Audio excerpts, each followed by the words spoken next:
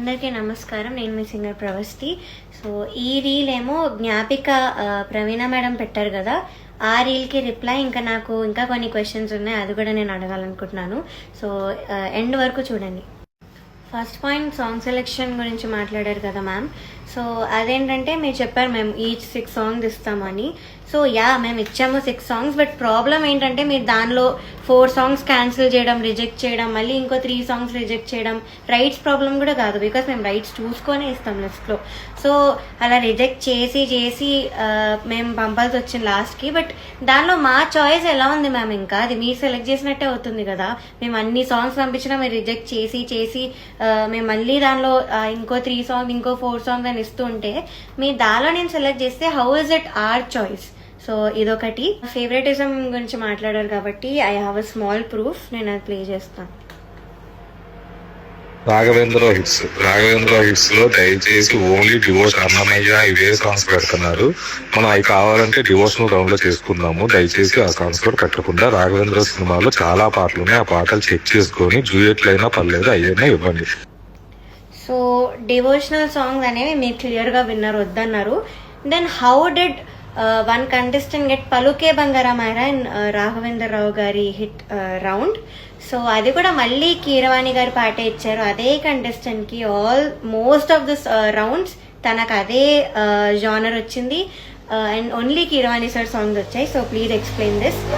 And జానరా గురించి మాట్లాడుకుంటున్నాం కాబట్టి అది కూడా నా దగ్గర ఒక ప్రూఫ్ ఉంది. మీరు అన్నారు 4 రౌండ్స్ లో 4 జానర్స్ పాడుకుంటూ వచ్చారు కంటెస్టెంట్స్ అని. బట్ సారీ, నాకు ఒకటే ఒక మెలోడీ వచ్చింది ఇప్పుడు వరకు, అది ఎన్నో రాత్రులు వస్తాయి, అది కూడా డ్యూయెట్ లో. అండ్ నేను ముందు రౌండ్స్ లో మెలోడీ కోసం రిక్వెస్ట్ చేస్తున్నట్టు కూడా నా దగ్గర మెసేజ్ ఉంది.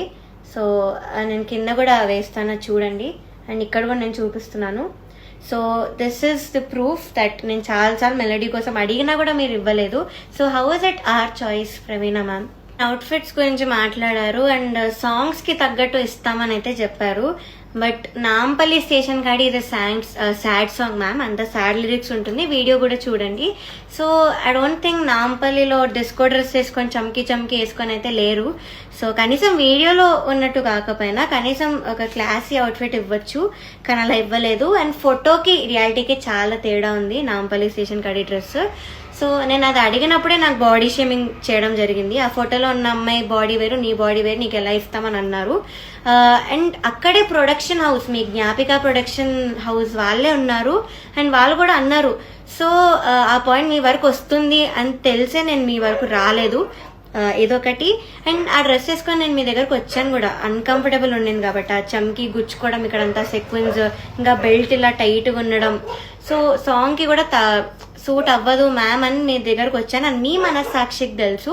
సో వస్తే మీరు లేదు చాలా బాగుంది, అలా ఏం కనిపించలేదే, కెమెరాలో బాగుంటుంది అన్నారు, కానీ నాకు అన్కంఫర్టబుల్ ఉంది అన్న మాట అయితే మీరు పట్టించుకోలేదు. సో అది. అండ్ లాలూ దర్వాజా Lashkar.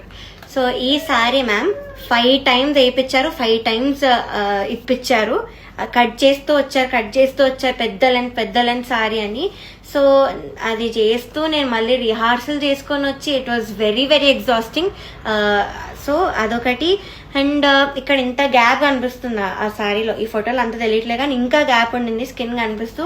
And I was very conscious, నాకు నచ్చదని కూడా చెప్పాను, చాలా అన్కంఫర్టబుల్ ఉందని చెప్పాను. అండ్ ఇలా టైట్ గా కట్టి ఇక్కడ పిన్ పెట్టారు పక్కన, అది కూడా చెప్పాను అన్కంఫర్టబుల్ ఉందని, కానీ ఎవ్వరూ వినలేదు. అండ్ ఇంకొకటి ఏంటంటే నేను పొట్టి బట్టలు అనలేదు మ్యామ్, అస్సలు అనలేదు, పొట్టి లంగాలు అన్నాను.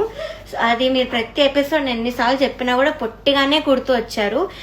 అండ్ బొడ్డు కింద కట్టుకోమని అయితే చెప్పారు. అండ్ మీరు ఏదో లా అండ్ జడ్జ్మెంట్ గురించి మాట్లాడారు, అది లా ప్రకారం నడుస్తుంది మ్యామ్, కానీ ఇక్కడ ఫేవరెటిజం ప్రకారం నడిచింది కాబట్టే నేను రీజన్స్ అవన్నీ కూడా చెప్పాను నా ముందు వీడియోలో. సో అది. ఇంకా మీరు ఒక స్కెడ్యూల్లో క్లాసికల్ రౌండ్ కి ఇంకా కాలేజ్ రౌండ్ అని ఒక రౌండ్ పెట్టి వాటికి మార్క్స్ కంపేర్ చేశారు. అది మీకు ఎంతవరకు కరెక్ట్ అనిపిస్తుందో నాకు తెలీదు, కానీ క్లాసికల్ డిఫికల్టీ లెవెల్లో చాలా హార్డ్ ఉంటుంది. అండ్ మేము పాడిన పాటలు అన్ని కూడా టఫ్ సాంగ్స్ ఆ లెవెల్లో. సో దానికి కాలేజ్ రౌండ్కి అసలు మీరు కంపేర్ చెయ్యలేరు. దాని మార్క్స్ బేస్ చేసుకొని అయితే ఎలిమినేట్ కూడా చేయలేరు, కానీ నన్ను అప్పుడే చేశారు. సో అదొకటి. అండ్ మీరు ఏదో అన్నారు వాళ్ళు రెడీ అన్నాకే మేము షూటింగ్ చేస్తామని.